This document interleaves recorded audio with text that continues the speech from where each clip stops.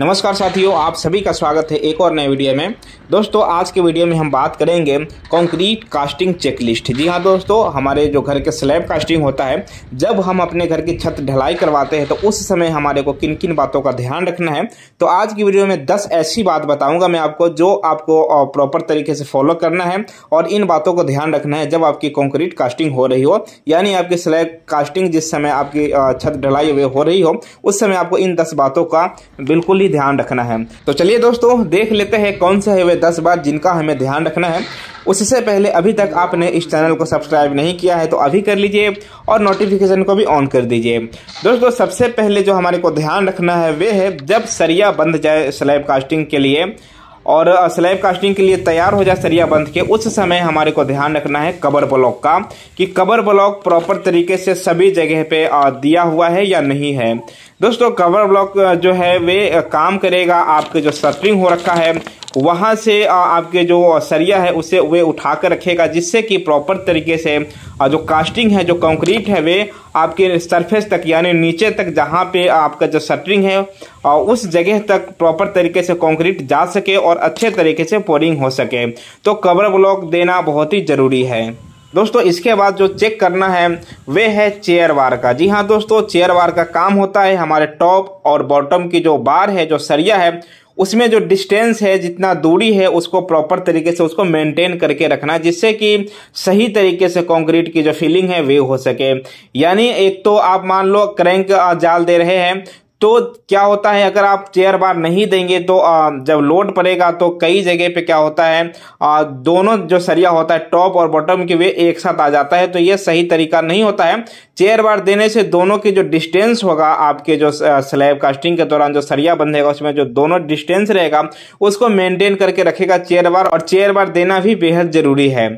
दोस्तों, इसके बाद जो ध्यान रखने वाली बात है वे ये है, जब सरिया बन जाए, कवर ब्लॉक आपने देख लिया, चेयर बार देख लिया, इसके बाद आपको ये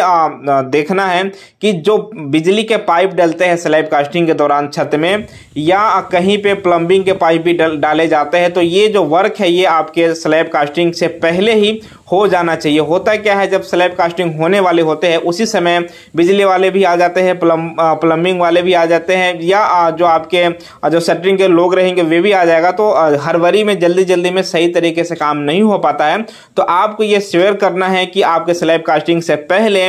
जो भी काम है ये बिजली वगैरह का या प्लम्बिंग का, ये चीजें सभी हो जाए। इसके साथ ही आपको बिजली की व्यवस्था भी आपको करके रखना है, जिससे कि मान लो कोई मशीन ऑपरेट करना है, वाइब्रेटर चलाना है, तो आपको उस समय परेशान ना होना पड़े और टाइम पे आपका काम हो सके। दोस्तों, इसके बाद जो चेक करने वाली बात है वह ये है कि आपकी जब स्लैब कास्टिंग चालू हो जाए उस समय जो कंक्रीट डाला जा रहा है उसमें प्रॉपर तरीके से वाइब्रेटिंग हो रही है या नहीं। दोस्तों, वाइब्रेटर लगने से जो कम्पैक्ट होता है उसके वजह से जो कंक्रीट में जो एयर होता है वे निकल जाता है और प्रॉपर तरीके से जो स्लैब कास्टिंग वे हो पाता है। अगर आप सही तरीके से वाइब्रेटर नहीं लगवाएंगे तो उस दौरान क्या प्रॉब्लम्स हो सकता है, उसमें जो एयर होता है वे नहीं निकल पाता है और बाद में क्रैक्स की समस्या हमारे को देखने को मिलता है। कहीं कहीं पे तो जो कंक्रीटिंग है वे सही से फील हो जाएगा, लेकिन वाइब्रेटर सही से नहीं लगने की वजह से हो सकता है कहीं कहीं पे जो गैप है वे रह जाए।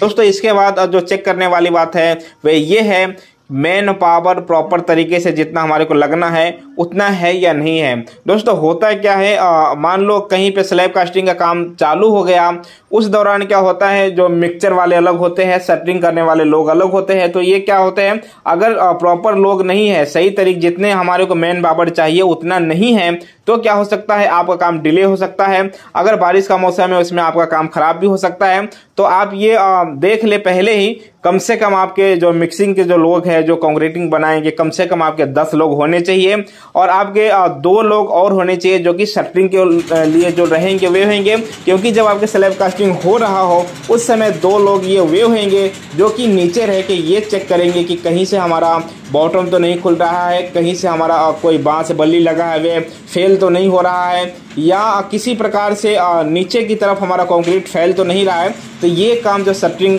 करने वाले जो लोग होंगे वे देखेंगे। तो आपको शटरिंग के लिए 2 लोग और आपके जो कंक्रीटिंग मिक्सिंग के लिए 10 लोग प्रॉपर तरीके से रखना है। तो इतने मेन पावर आपको स्लैब कास्टिंग के दौरान तो रखना ही है, जिससे कि आपको कोई भी दिक्कत ना हो बाद में।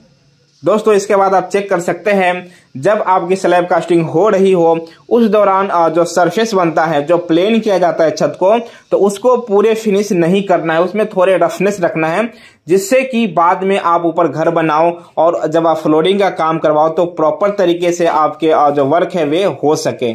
दोस्तों इसके बाद आप ये देख सकते हैं, कई जगह पे क्या होता है, मान लो मिक्सिंग का काम हो रहा है, कंक्रीट मिक्स हो रहा है, पानी ज्यादा हो गया या कम हो गया तो लोग क्या करते हैं, ऊपर से सीमेंट डाल देते हैं, फिर इसको मिला देते हैं। तो आपको ड्राई सीमेंट को, यानी जो सूखा सीमेंट ऊपर से बाद में डालते हैं, तो इसको बिल्कुल ही अवॉइड करना है। ऐसा करने से आपको रोकना है, आपको जो भी कॉन्ट्रैक्टर है या लेबर है आपको उसको ऐसे नहीं करना देना है। प्रॉपर तरीके से एक बार में ही जो सीमेंट डालना है वो डलवाए और अच्छे से मिक्स करवा के और फिर आपके स्लैब कास्टिंग के लिए उसको लेकर जाए। ऊपर से सूखा सीमेंट या बाद में मत डलवाए, ये सही नहीं होता है, मिक्स भी नहीं हो पाता है और ऐसा करना भी नहीं चाहिए।